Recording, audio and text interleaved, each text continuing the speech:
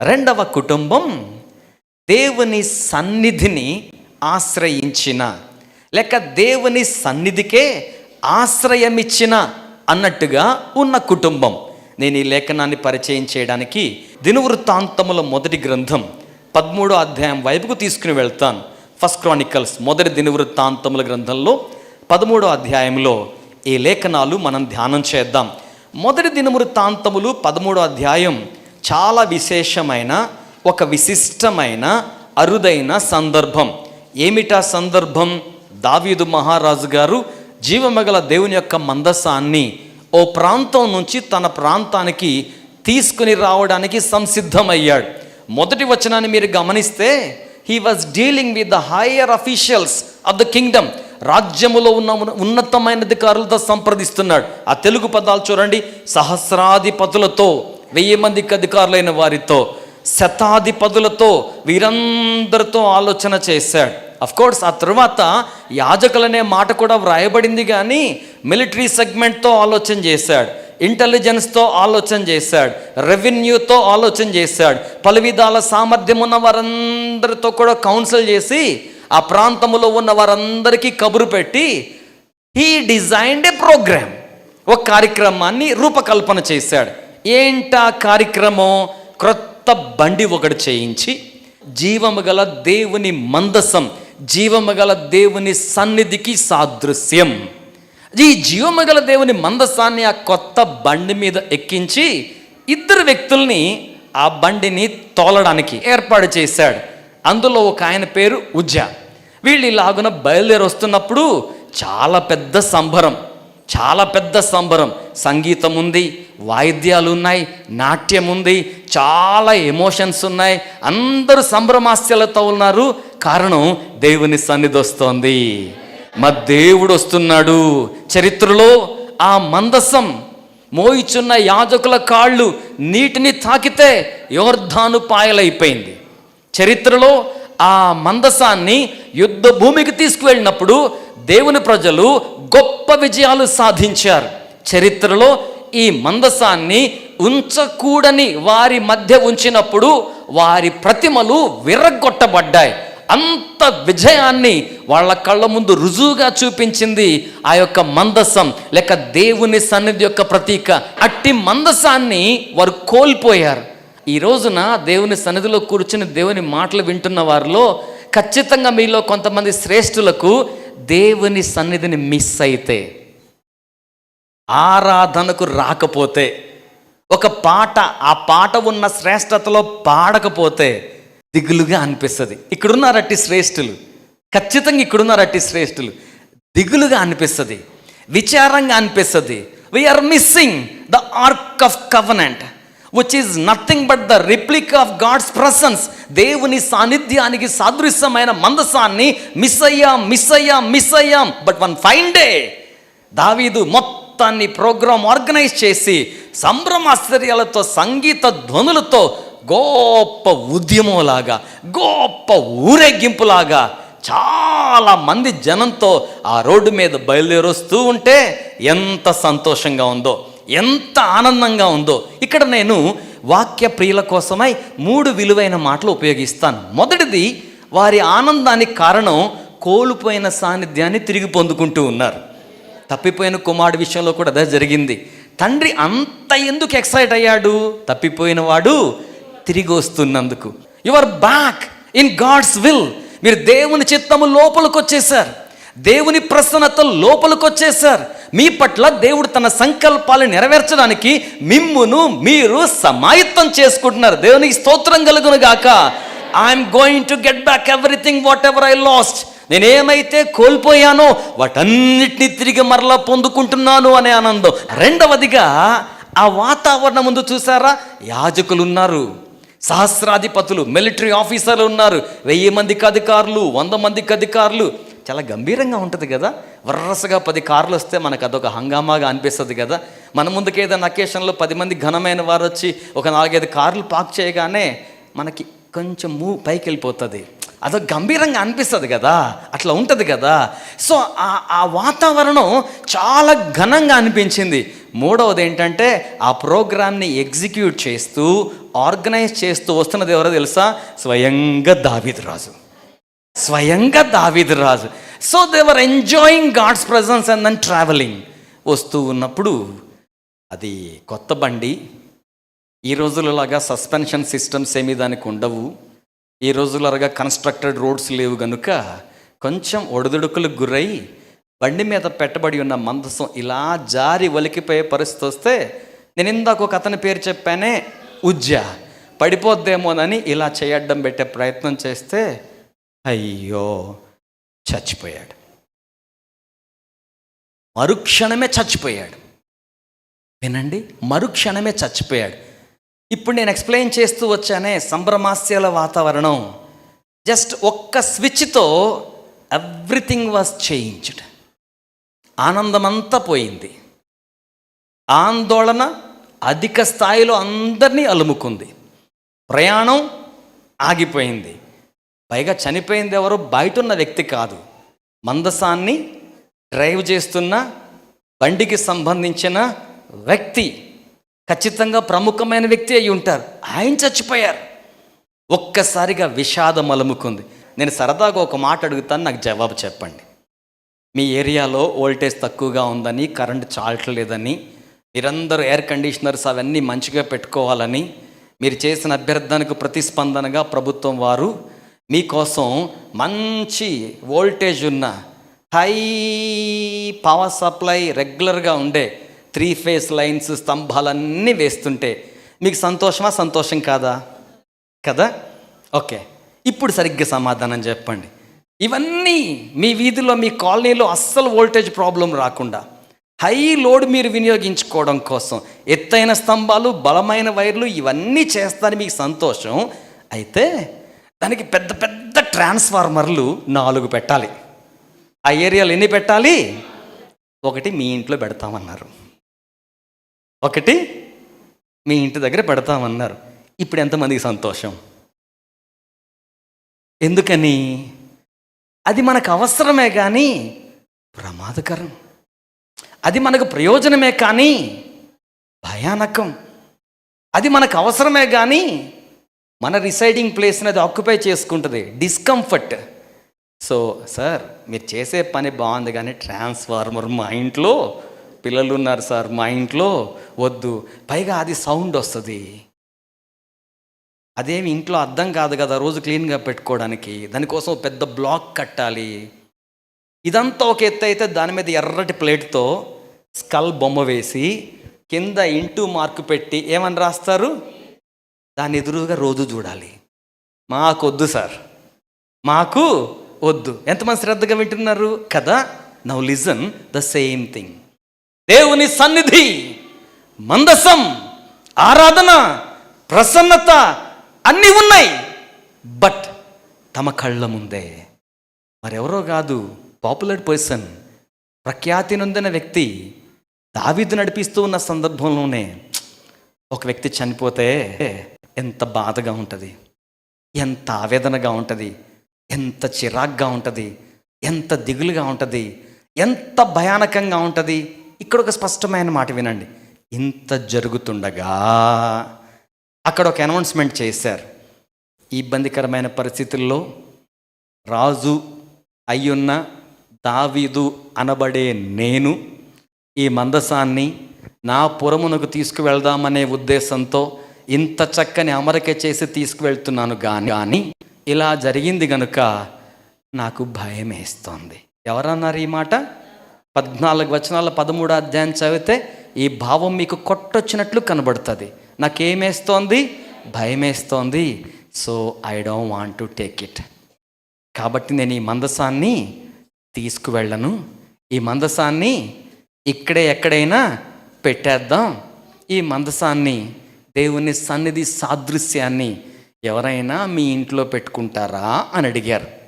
ఇప్పుడు నేను ఆ ప్రశ్న దావీదు వాళ్ళను అడిగిన విధానాన్ని కాకుండా, ఇందాక మిమ్మల్ని ఒక ప్రశ్న అడిగితే మీరు ఏదో చెప్పారు, నాకు జవాబు హై వోల్టేజ్ లైన్లు మాకు కావాలి కానీ ట్రాన్స్ఫార్మర్ మాత్రం మా ఇంట్లో కదా. ట్రాన్స్ఫార్మర్ మాత్రం మా ఇంట్లో సేమ్ కదా. వాళ్ళు కూడా తమ కళ్ళ ముందు చచ్చిపోయిన మనిషిని చూచి, దేవుని ఉగ్రతను చూచి, సంభ్రమమంతా విషాదంగా మారిపోతే అది చూచి, ఇది మాత్రమే కాకుండా అమ్మో దావీదు కూడా భయపడుతున్నాడు, నాకెందుకు. వీఆర్ వెరీ స్మార్ట్ కదా. దావీదు కూడా భయపడుతున్నాడు, ఇది నాకు ఎందుకు అనే పరిస్థితుల్లో ఉంటే ఒక కుటుంబం ముందుకు వచ్చారు. ఎంతమంది దేవుని స్తోత్రం చెప్తారు? ఓ ఫ్యామిలీ ముందుకు వచ్చారు. సార్, నా పేరు ఒబేదెదోము సార్, నేను గిత్తీయుడను, నాకు భార్య బిడ్డలు ఉన్నారు, ఈ మార్గానికి చేరువలో నా నివాస గృహం ఉంది. రాజుగా మీ ఆజ్ఞను బట్టి, మీ అధికారాన్ని బట్టి బై ఫోర్స్ మా ఇంట్లో పెట్టిన, by willing I'm there to receive. దేవుని సన్నిధి సాదృశ్యమైన మందసానికి ఆశ్రయం. ఆ పదం ఒకసారి చెప్పండి, ఆశ్రయం. నోవహు కుటుంబం దేవుని సన్నిధిని ఆరాధించిన కుటుంబం. ఒబెదెదోము కుటుంబం దేవుని సన్నిధికి ఆశ్రయం ఇచ్చిన కుటుంబం. శ్రేయోభిలాషులు ఉంటారు. ఒబెదెదోము చాలా డేంజర్ రా, చాలా రిస్క్ రా, చాలా చాలా ఇబ్బందికరం రా. దావీదే భయపడుతున్నాడు, దావీదే భయపడుతున్నాడు. ఆఫ్ కోర్స్ దేవుని సన్నిధిని నేను ఆశ్రయించాలి. ఒకవేళ నా జీవితంలో అత్యంత అరుదైన అవకాశం ఆ దేవుని సన్నిధి సాదృశ్యమైన మందసానికి ఆశ్రయం ఇచ్చే ఆధిక్యత నాకు వస్తే నేనెంత ధన్యుణ్ణి, నేనెంత భాగ్యవంతుణ్ణి. నా దేవుడు నాతో కూడా నా ఇంట ఉంటానంటే ఆయన నాకు తండ్రి కదా, నన్ను చేర్చుకుంటాడు. ఆయన నాకు తండ్రి కదా, నేను ఆయన కుమారుణ్ణి. నా కుటుంబం ఆయన కుమారులు కుమార్తెలు. దేవుని సన్నిధికి ఆశ్రయం ఇచ్చే అవకాశాన్ని నేను కోల్పోవాలనుకోవట్లేదు. ఓపెన్ చేయండి, డోర్స్ ఓపెన్ చేయండి, గేట్స్ ఓపెన్ చేయండి. Come, let the ark of covenant, let it come in to my premises. జీవము గల దేవుని మందసాన్ని మా ఇంటి ప్రాంగణంలోకి రానివ్వండి. మెయిన్ గేట్స్ తీశారు, మందసాన్ని తీసుకొచ్చారు, ఒబెదెదోము ఇంట్లో పెట్టారు. నిర్లిప్తత, నిరాశ, చావును చూచిన కళ్ళతో అందరక్కడి నుంచి చెమ్మగిలిన కళ్ళతో, బరువైన హృదయాలతో ఉజ్జీవంగా ఉద్యమంలాగా సంబరంగా కొనసాగుతున్న ఆ వేడుకను అర్ధంతరంగా ముగించుకుని వెళ్ళిపోయారు. ఇప్పుడు చెప్పనివ్వండి నన్ను, ఇప్పుడు తండ్రి ప్రత్యక్షపరచబడుతున్నాడు అక్కడ. ఎవ్రీబడి లెఫ్ట్, అందరూ వెళ్ళిపోయారు. మందసం, జీవమగల దేవుని సందం, జీవమగల దేవుని సన్నిధి. ప్రభునందు అత్యంత శ్రేష్టమైన వారులరా, మీకోసం ఓ చక్కని మాట పరిచయం చేస్తాను, శ్రద్ధగా వినేవారి కోసం. జీవమగల దేవుని మందసం దేవుని సాన్నిధ్యానికి శ్రేష్టమైన సాధనంగా, రుజువుగా ఎందుకు ఉండగలిగింది అంటారు? 3 చక్కని మాటలు చెప్పనా? It is the separated from. అరణ్యంలో ఉన్న తుమ్మ చెట్టు నుంచి అది వేరు చేయబడింది, సపరేటెడ్ వన్. సెకండ్ థింగ్, దేవుని ఆత్మచేత అభిషేకించబడ్డ బెసలేలు ఆ చెక్క పెట్టెను బంగారపు రేకుతో తాపడం చేసి సిద్ధం చేశాడు, ప్రిపేర్డ్ వన్. మూడవది, అభిషక్తులు, దేవజనులు, మోషే, అహరోనులు, ఇజ్రాయేల్ ప్రజలందరూ కలిసి, అభిషక్తులందరూ కలిసి దాన్ని అభిషేకించారు. ప్రతిష్టాభిషేక తైలం చేత దాన్ని ప్రతిష్ఠించారు. Separation, preparation, dedication. Separation, preparation, dedication. అందుకే తుమ్మకర్రతో చేయబడ్డ చెక్క పెట్టె దేవుని సన్నిధికి సాదృశ్యం కాగలిగింది. స్తోత్రం కలుగును గాక. ఒబెదెదోము దాన్ని రానిచ్చాడు తన ఇంట్లోకి. అప్పటికి దేవుని క్యాలెండర్ స్టార్ట్ అయింది. ఆ డే నుంచి కమింగ్ 90 డేస్లో 90 రోజుల్లో పంటలు బాగా పండుతున్నాయి. గొర్రెలు, పాడి పంట బాగుంది. ఇంట్లో ఏదో సంతోషంగా ఉంటుంది. భార్య కళగా కనబడుతుంది. బిడ్డలు చాలా చురుగ్గా హుషారుగా ఉంటున్నారు. ఒబెదెదోములో ఏదో ఆనందం, వర్ణనాతీతమైన ఆధ్యాత్మిక శ్రేష్ఠ అనుభూతులు తాండవం ఆడుతున్నాయి. అది ఎంతవరకు వెళ్ళిందంటే, ఇంటిలో ఉన్న అనుభూతి, ఇంటి ప్రక్కల వారికేమో వార్త, రాజుగారికేమో సమాచారం. It was spreading. ఒక కుటుంబం చాలా సంతోషంగా ఉంటున్నారు. ఒక కుటుంబం చాలా ఆనందంగా ఉంటున్నారు. ఒక కుటుంబం చాలా సాఫల్యత కలిగి ఉంటున్నారు. ఒక కుటుంబం చింత విచారం లేకుండా చాలా నిబ్బరంగా ఉంటున్నారు. ఇరుగు పొరుగు కుటుంబాలు ఈ కుటుంబాన్ని గమనిస్తూ ఉన్నాయి. ఈ కుటుంబంలో ఏం తేడా వచ్చింది? చుట్టాలు ఎవరు రాలేదు, బంధువులు ఎవరు రాలేదు, ఆస్తి సంపదలు వచ్చినట్లుగా ఎడ్ల బండ్లతో ఏదో పెద్ద మూటలు కోటలు వచ్చినట్టుగా కనబడలేదు. సంథింగ్ ఈ స్పెషల్ విత్ దిస్ ఫ్యామిలీ. ఈ కుటుంబంలో ఏదో ప్రత్యేకత ఉంది. ఆలోచన చేసి చూస్తే అందరికీ తెలిసి వచ్చింది. ఇది ఎప్పటి నుంచి అంటే వాళ్ళ ఇంటికి మందసం వచ్చిందే అప్పటి నుంచి. దేవునికి స్తోత్రం కలుగును గాక.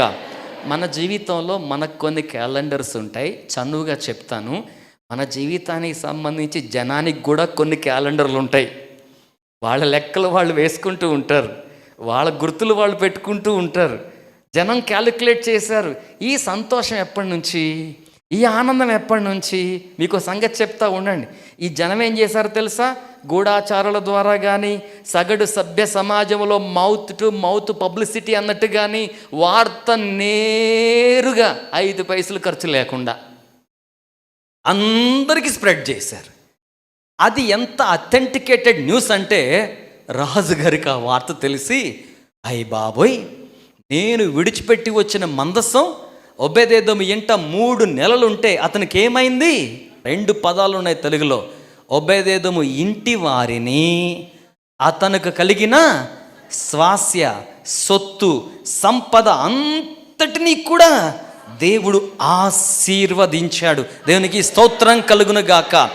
దేవుని సన్నిధిని ఆశ్రయించిన కుటుంబం, దేవుని సన్నిధికి ఆశ్రయం ఇచ్చిన కుటుంబం. సంఘమా, మీరు శ్రద్ధగా వింటున్నారు. ఈ మాట మీ హృదయాల్లో చేరుకోవాలి. మీ కుటుంబాల్లో దేవుని సన్నిధికి ఆశ్రయం ఇచ్చే కుటుంబాలుగా ఉండాలి. దేవుని సన్నిధి మనలో ఉండాలి.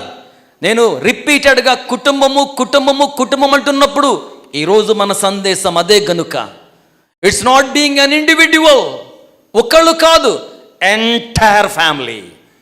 కుటుంబ సభ్యులందరూ కూడా కుటుంబాలుగా ప్రభు సన్నిధిలో ఉండాలి. ఒబేదేదోము ఇంటి వారందరినీ, అతని స్వాస్థ్య సంపద అంతటినీ దేవుడు దీవిస్తే వార్త స్ప్రెడ్ అయిపోయింది. రాజుగారి వరకు వార్త వెళ్ళిపోయింది. వార్త వెళ్ళిపోయిన తర్వాత రాజుగారు మందసాన్ని తన పురానికి తీసుకువెళ్ళాడు.